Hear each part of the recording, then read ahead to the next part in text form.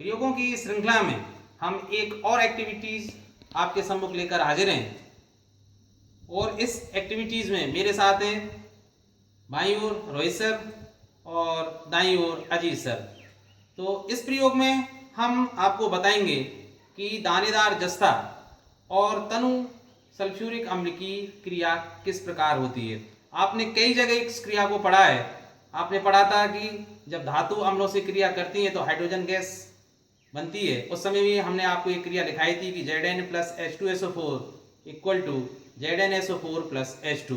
इसके अलावा विस्थापन अपक्रिया में भी हमने आपको बताया था इस अपक्रिया को कि जिंक H2SO4 में से हाइड्रोजन गैस को विस्थापित कर देता है।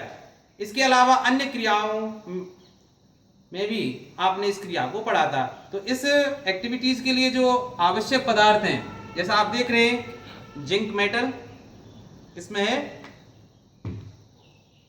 तनु H2SO4, परख नली, और हाइड्रोजन गैस के परीक्षण के लिए हमें ज्वाला की जरूरत पड़ती है। तो इसके लिए हम मोमबत्ती अपने पास रखे हुए हैं।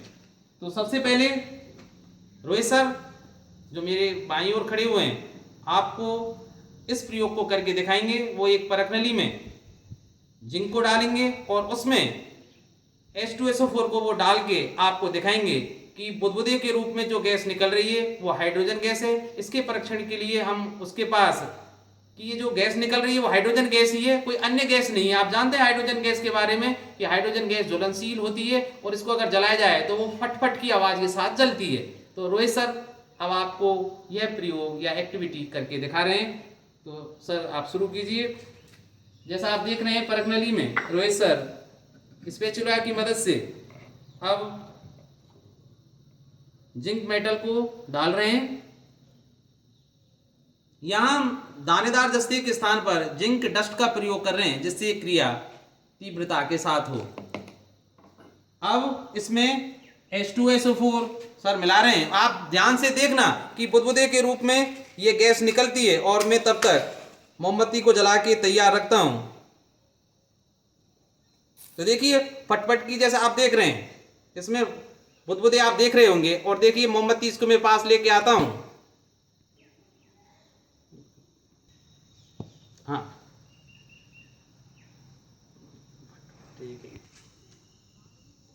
तो देखिए फटफट की आवाज आपको रिकॉर्डिंग के देखिए कैमरे के कारण जो रिकॉर्डिंग हो रही है उससे आपको दिखाई नहीं दी हो शायद, पर जैसे ही हम इसके ऊपर मोमबत्ती को लाते हैं वो फटफट के आवाज आती है। और वैसे भी आप देख रहे होंगे कि परख नली बहुत गर्म हो चुकी है और इसको पकड़ना बहुत आसान नहीं है, बहुत ज़्यादा गर्म हो चुकी है। और इससे ये भी इंगित हो रहा है कि जब जिंक और H2SO4 क्रिया करते हैं तो एक ऊष्माक्षेपी अपक्रिया होती है। परख नली को पकड़ना नामुमकिन है इस समय, इतना अधिक टेम्परेचर इसमें हो गया है। अजी सर आप कुछ पूछना चाह रहे हैं? हाँ जी सर। जी सर, यहाँ आपने सर तनु H2SO4 का यूज किया है, तो क्या इसके अलावा अगर हम कोई और अम्ल लें तो भी क्या ये एक्सपेरिमेंट संभव है? और उस समय सर कौन सी गैस निकलेगी, थोड़ा बताएं। हाँ बहुत अच्छा प्रश्न सर ने पूछा कि क्या जिंक मेटल के साथ अन्य अम्लों के साथ क्रिया कराई जाए तो तब भी हाइड्रोजन गैस ही निकलेगी। जैसा आपने पढ़ा था कि धातुएं अम्लों के साथ क्रिया करके हाइड्रोजन गैस निकलती है। तो सर जिंक धातु की किसी भी अम्ल के साथ क्रिया कराई जाए, चाहे वो H2SO4 हो, चाहे हाइड्रोक्लोरिक अम्ल हो, चाहे नाइट्रिक अम्ल हो, चाहे एसिटिक अम्ल हो, इनमें से कोई सा भी अम्ल हो हमेशा हाइड्रोजन गैस ही निकलेगी। चाहे इसको आप करके देख सकते हैं। अब इस प्रयोग को छात्र हेमंत शर्मा आपके सम्मुख रिपीट करके बता रहे हैं। तो देखिए वो परख नली में और जिंक डस्ट को डाल रहे हैं स्पैचुला की मदद से। अब जैसा आप देख रहे हैं HCl अम्ल को वो इसमें डाल रहे हैं। तो देखिए जहां उन्होंने मिलाया बुदबुदों के रूप में हाइड्रोजन गैस निकल रही है और रोहित देखिए काफ़ी मात्रा में हाइड्रोजन गैस बन रही है, बहुत अच्छे। और देखिए फट जैसे अभी आपने देखा था कि फट की आवाज़ से वो जली थी। जैसे ही लाया गया तीली को तो देखिए फट की आवाज़ के साथ वो जल रही थी। काफ़ी ज्वलनशील गैस होती है और ध्यान रखें इसको काफ़ी सावधानी के साथ प्रयोग करना है। और चूंकि ये ऊष्माक्षेपी अपक्रिया भी होती है इसको सीधे आप ना पकड़ें। तो बहुत अच्छे से ये प्रयोग किया और देखिए हाइड्रोजन गैस अब भी निकल रही है। तो इससे सिद्ध हो रहा है कि जब धातु किसी अम्ल के साथ क्रिया करती है तो इनकी क्रिया के फलस्वरूप हाइड्रोजन गैस निकलती है। धन्यवाद।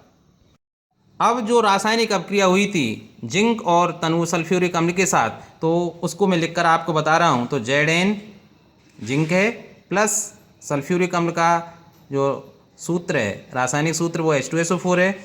क्रिया करके बनाएंगे ZnSO4, ठीक है। Zn हाइड्रोजन को विस्थापित कर देता है और ये हाइड्रोजन गैस। अगर इसी की क्रिया हम HCl अम्ल के साथ क्रिया कराएं तो क्या बनेगा? ZnCl2। क्यों? आप जानते हैं कि Zn की संयोजकता +2 होती है, Cl की संयोजकता -1, और जब यौगिक बनेगा तो ZnCl2 बनेगा, क्योंकि यौगिक बनाते समय हम संयोजकताओं का आदान प्रदान कर देते हैं।